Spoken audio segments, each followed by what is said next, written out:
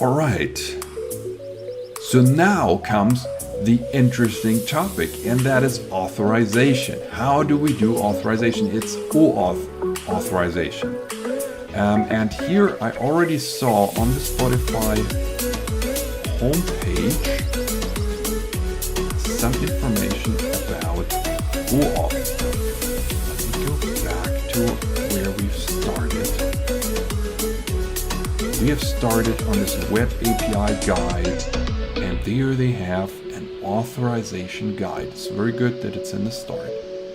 Okay, and here they describe OAuth basically. Right? You have an end user, which is our node.js application. We have this is an end user. This is me sitting in front of the computer. My app, this is my node.js application. This is the web API. This is the web API. Here's the login screen that we will need. This is the standard login screen you need to present to the user. And they have the authorization flow, authorization code flow, implicit flow, client credential flow. Okay, good. They have implemented standard OAuth. Then we need to register our application first. We need to get client ID and client secret. So let's do that. Let's click here. Register your app. On the dashboard, create a client ID. Yes, that's what we'll do. Let's create a client ID. Manage your Spotify integrations. Very good. Log in. Okay, there we go. Log in. Create a client ID.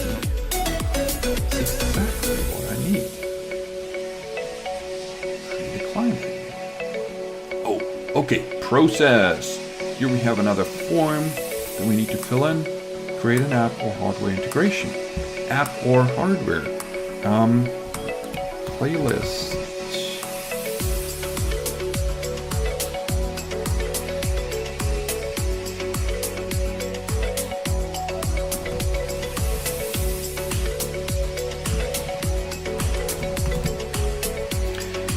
Playlist printer.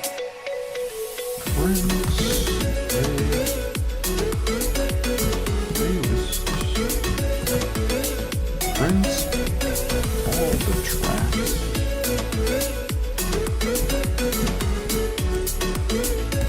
All the playlist. What am I building? Well, I'm building a desktop app right now. Next. Are you developing a commercial integration? No. Create non-commercial app. I understand that this is not for commercial use. Cannot migrate. I understand the terms. Yes, submit. And there I have it. I have my client ID. Let's just go and copy this.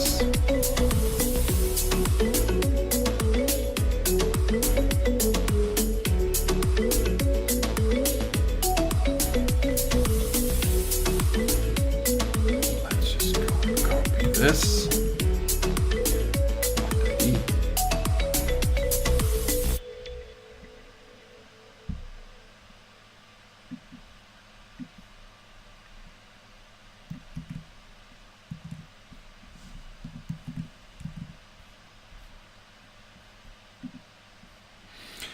So I copied the client ID and the client secret. Back to dashboard. There is my playlist printer. So now I jump back to the explanation of how to use OAuth on this website. Client ID, client secret, redirect URI. So what I actually need now is I need a URL for the authorization endpoint. Authorization guide. Authorize endpoint, I can already see that. Different scopes. Authorization code flow. Very good. We get an an access token. Oh, simple. We just go to this website.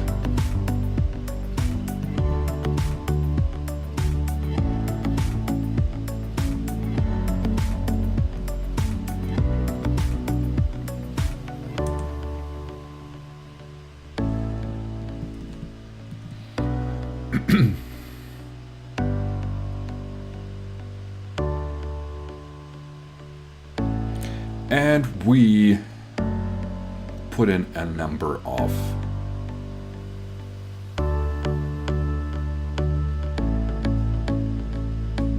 values, such as the client ID, response type,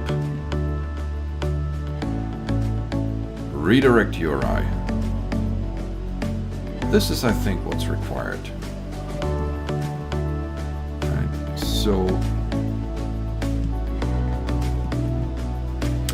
client ID, then we have the response type,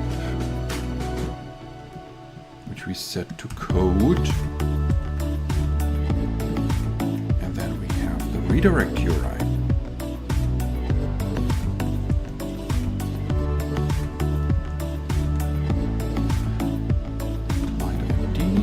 Equals, take the value from above.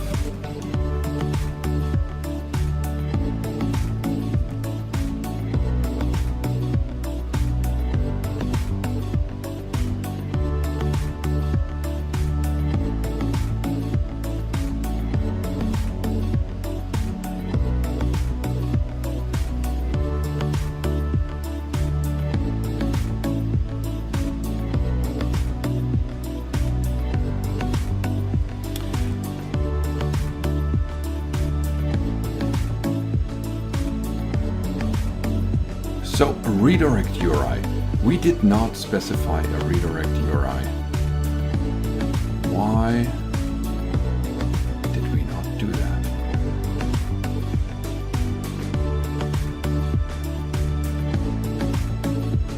We need to specify the redirect URI. Okay, so because we're gonna do some really simple OAuth, I'm just gonna redirect this to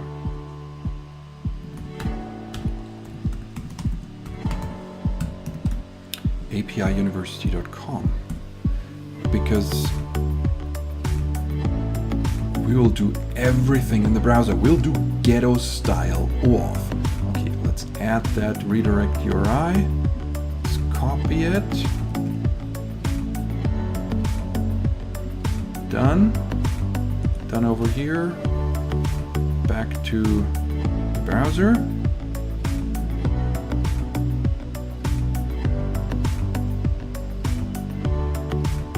Redirect URI.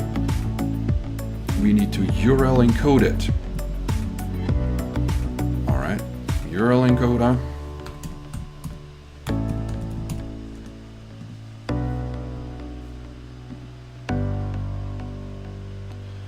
URL encoder.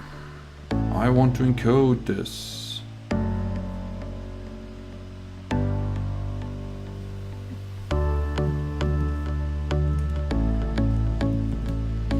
There we go. This is our redirect URI. Very good. So we can actually already start calling this, because what we'll get back after the user logs in is an authorization code. With this authorization code, we can then call additional token APIs. So let's prepare the token API as well, because the token API is a little bit more difficult. Maybe we need to set the scopes so we can actually access playlists. Scopes, list of scopes, authorization scopes. playlist read private, read collaborative, users playlist read private. That sounds about right. So that's what we want to have as a scope parameter.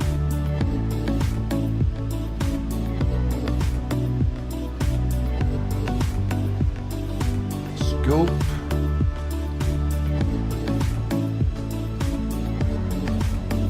Okay. Put that in our browser, in our window here. Scopes. Scope parameter. Let's just add it here. Scopes. Playlist read private. Very good.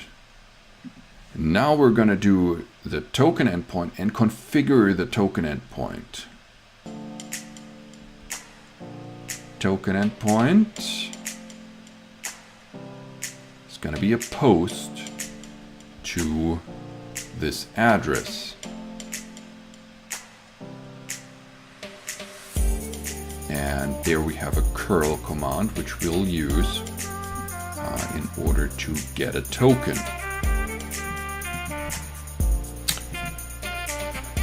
So authorization basic.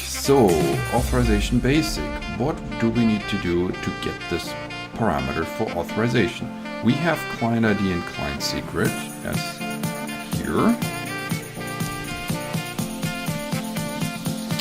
Now we need to construct client ID colon client secret. Then we take the whole thing and just check that you don't have any spaces or so included, and we base 64 encode it. Base 64 encoder.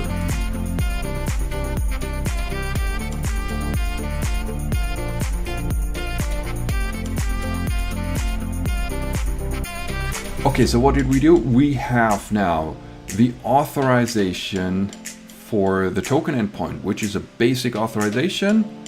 Then we have grant type, authorization code, very good. Here we need to fill in the code that we get back from the authorization endpoint.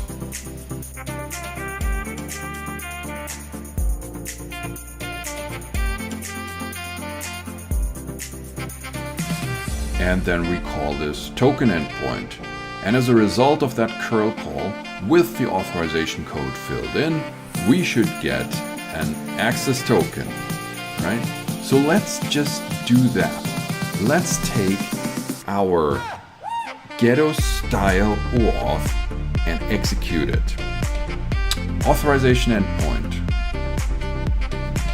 We of course need to open that in the browser. Okay, so what happens now is this is what the end user typically experiences when he wants to use our app. First needs to authenticate with Spotify. Spotify says, okay, dear user, here are a number of terms and conditions. Okay, yeah, this is very legally correct. I accept this as a user after, of course, reading all of this. Next screen comes up. Now, connect playlist printer to your Spotify account.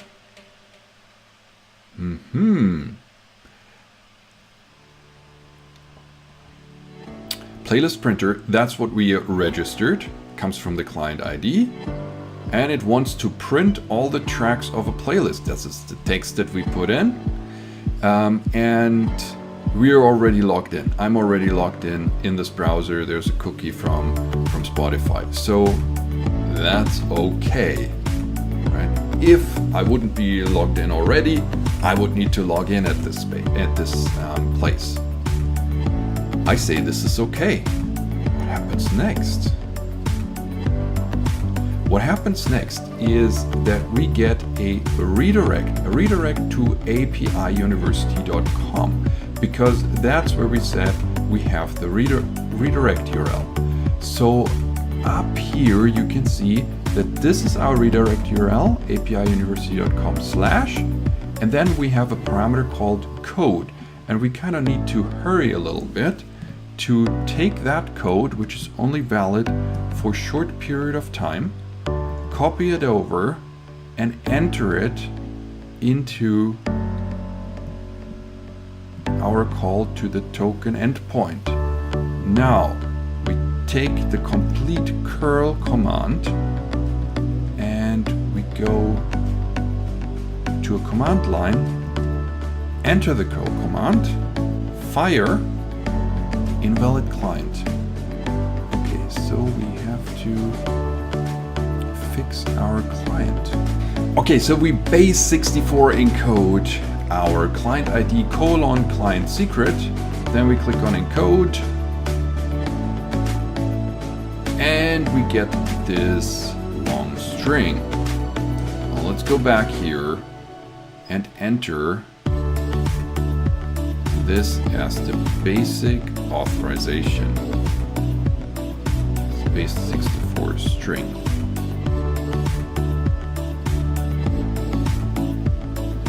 And then we call the curl command.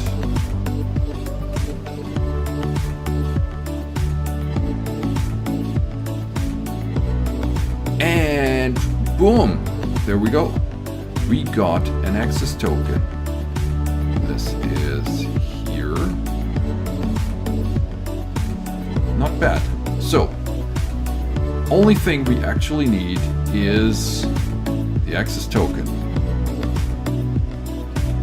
That value from the access token. And we copy it into our node.js application. And now let's just run the node.js application. And we run the node.js application. Now first we need to get the modules. So how do we get the modules? We use npm install request. There we go. It's installing lots of stuff. Very good. Now we can run node Spotify playlist JS. And we get an error. The href is not available. We go back to Spotify playlists. That's where we got started. Reading a playlist. Users playlist. Yeah, the user ID. Okay, I need to add my user ID. Matt.bio. I need to add the user ID. That's of course it. Bio_ch.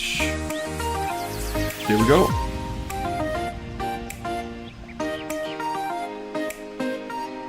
Now we have all the playlists. Very good. Now we can proceed doing the next step in our program. Now we can get the first playlist and get the content of that playlist.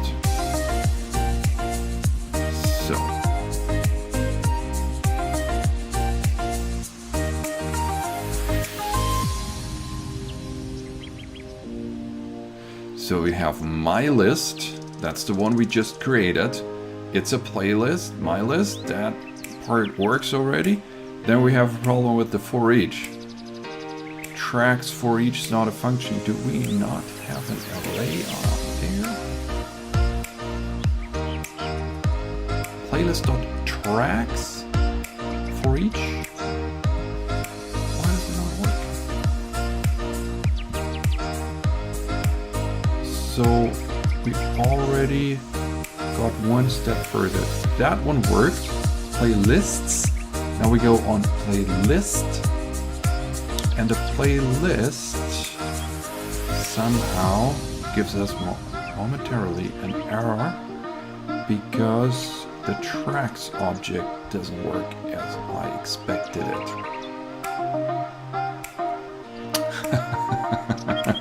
I see why. I was too quick. I read an array of playlist track objects. Inside a paging object. Okay, yeah, tricky. Now we need to look at the paging object first in order to understand how the tracks object works. Paging object. Playlist.items. Playlist.tracks.items. That one could work. Yes, and it did work. There we go. I got now a playlist called My List, and it has the content Don't Stop Believin'. So now we go to Spotify and we add another song. We add another song to our playlist. For example, where are we gonna go? We're gonna go to Happy Hits. Happy Hits, what do they have? Let It Be Me.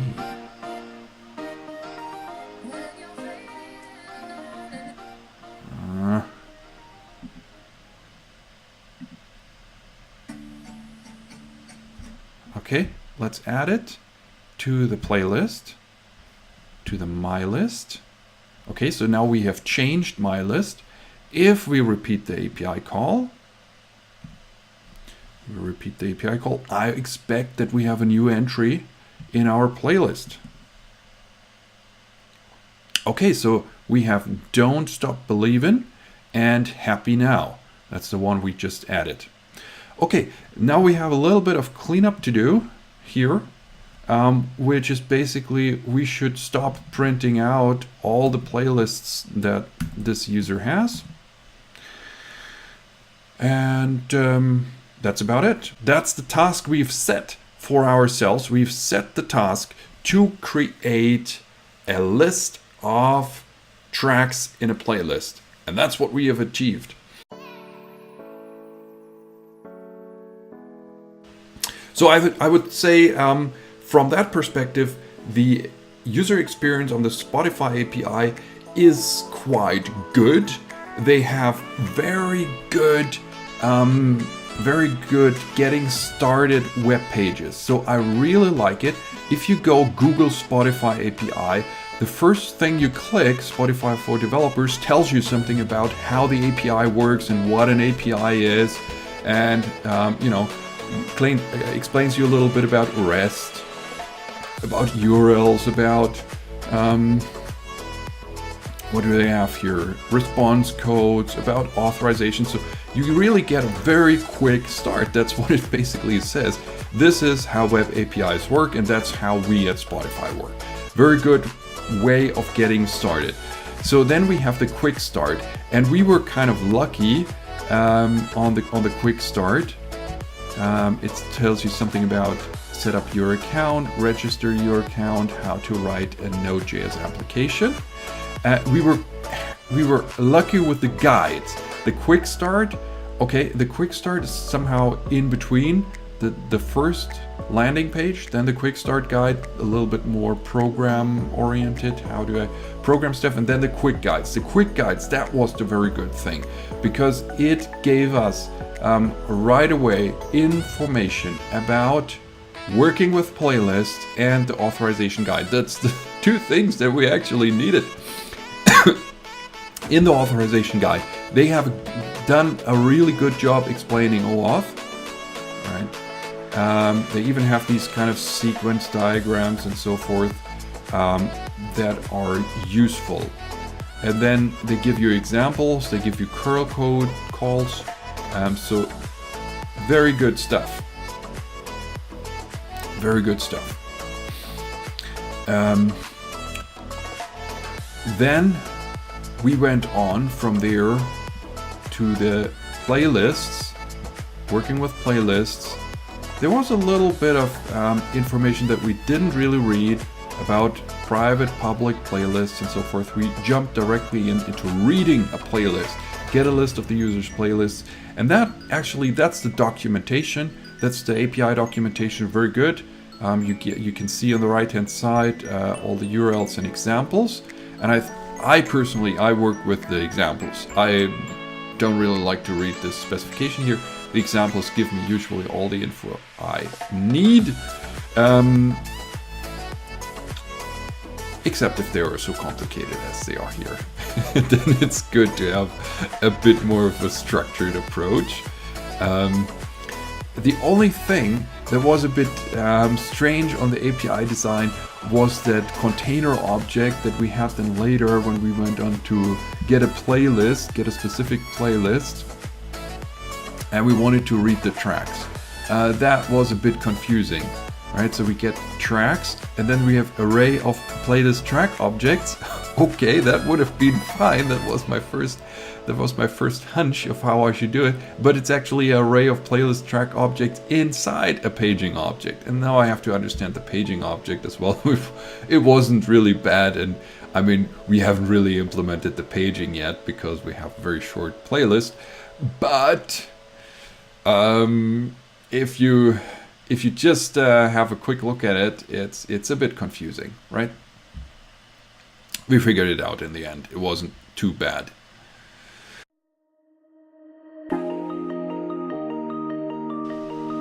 All right, so now let's recap. Let's do it one more time. Call our API. It gets a playlist called MyList, and it prints out all the tracks that are in this playlist. That's exactly what we set out to achieve. The API of Spotify has supported us. It didn't let us down. Worked pretty much how we expected, except for this little paging thing. Authorization worked. We did ghetto style auth authorization. We didn't implement the complete flow. We didn't implement our own redirect endpoint. But here you already can see that, well, without complete implementation, you can get your OAuth token and you can get started. So the one thing that I will do now is, because in this video we have all the OAuth tokens, we have all the client credentials and so forth, I will go in and I will delete all of these credentials. So you would need to get your own account, get your own client ID, client secret, and enter that. So if you just copy down any of the credentials that you see in this video, it won't work. So rest assured, everything's safe. The next show is going to be next Monday, again, 8 a.m. Pacific time, 17 Central Europe time. And we'll review another API. Looking forward to have you there. Subscribe now so you don't miss it. Okay, see you in a week.